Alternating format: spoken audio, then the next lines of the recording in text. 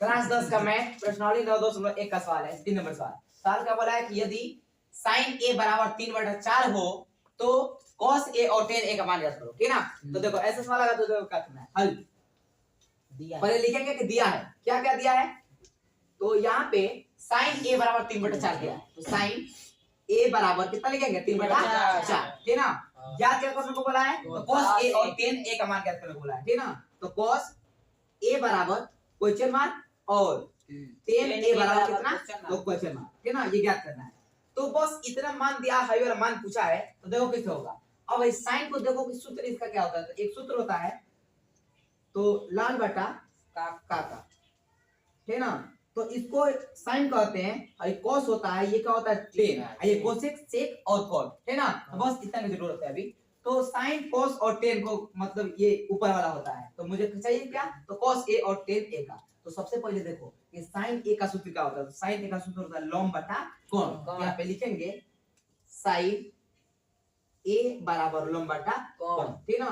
तो ये मान कितना दिया 3/4, तो बराबर 3/4, ठीक। यानी लॉम का मान कितना है 3 और कोण का मान कितना है 4। आगे समझ में इतना, ठीक है। तो लॉम का मान 3 है और कोण का मान कितना है 4 है। क्या मान ज्ञात करना है, आधार का मान 3 को होता है, लॉम आधार और कोण। तो यहाँ पे लॉम और कोण दिया है, आधार का मान ज्ञात करना है, तो उसका सूत्र लगाएंगे अब। तो यहाँ पे देखो लॉम बराबर कितना दिया है 3 और कोण बराबर कितना दिया है 4। सूत्र लगाते हैं, तो कोण का स्क्वायर इक्वल टू लंब का स्क्वायर प्लस आधार का स्क्वायर। देखो जब भी अगर इन तीनों में से एक को किसी का मान ज्ञात करना होगा तो हरदम यही सूत्र लगाना है, सूत्र को बदलना नहीं है। ये नहीं कि लंब का मान निकालना है तो लंब को इधर किया कोण को उधर किया, वो सब नहीं करना है। यही वाला हरदम सूत्र लगाओ, ठीक।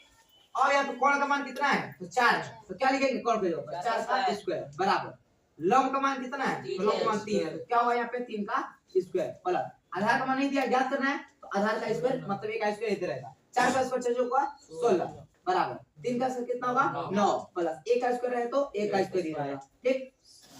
ये ऐसा जब आ जाएगा तो जितने अंक एक तरफ कर देंगे और जितने भी सिर्फ एक तरफ, तो ये अंक है उठ के इधर आएगा, तो एक प्लस में जहां फानेगा तो क्या होगा माइनस हो जाएगा। तो 16 इधर है तो क्या होगा माइनस में 9 बराबर 1 का स्क्वायर, ठीक ना। 16 में से 9 घटा देंगे कितना होगा 7, तो यहाँ पे 7 आ गया बराबर 1 का स्क्वायर, ठीक ना। मुझे ए को ए का मान चाहिए, यानी आधार का मान चाहिए। अब कितना आधार है 2 ए है, तो जब ए को ए करेंगे यानी स्क्वायर को हटाएंगे तो दूसरा तरफ रूट में बच जाएगा। ए बराबर रूट में 7, ये 7 किसी का वर्गमूल नहीं है तो 7 नहीं निकलेगा, तो इधर रहेगा रूट में 7, यानी आधार का मान कितना आ गया रूट में 7, लंब का मान दिया ही था और कोण का मान दिया ही था। अब बोला क्या है कि cos a और tan a का मान ज्ञात करो, ठीक ना। तो देखो ये कैसे निकलेगा, क्या बोला है cos a, तो हम क्या लिखेंगे cos a। अब देखो कि cos का सूत्र क्या होता है, तो cos मतलब आधार बटा कोण को cos कहते हैं, ठीक ना। तो आप क्या लिखेंगे आधार बटा कोण, ठीक। आधार का मान कितना दिया है, आधार का मान कितना निकला है रूट में 7 ना, तो आधार के जगह पर क्या होगा रूट में 7 और बटा कोण का मान कितना है, तो यहाँ पे 4 क्या हुआ 4 होगा। ए को यहाँ पे आंसर हो गया, ठीक ना। अभी क्या बोला है कि tan a का मान ज्ञात करो और tan a भी लिखेंगे, तो tan a बराबर tan का सूत्र क्या है, तो लंब बटा आधार, तो यहाँ क्या होगा लंब बटा आधार हो जाएगा, ठीक ना। तो लंब का मान कितना दिया है, 3 दिया है, तो क्या होगा 3 होगा और आधार का मान कितना निकला है, तो रूट में 7 निकला, तो यहाँ क्या होगा रूट में 7, ठीक ना। आंसर यानी दो मान दोनों का आ गया, ठीक ना। आगे समझ में कैसे हो रहा है, ठीक।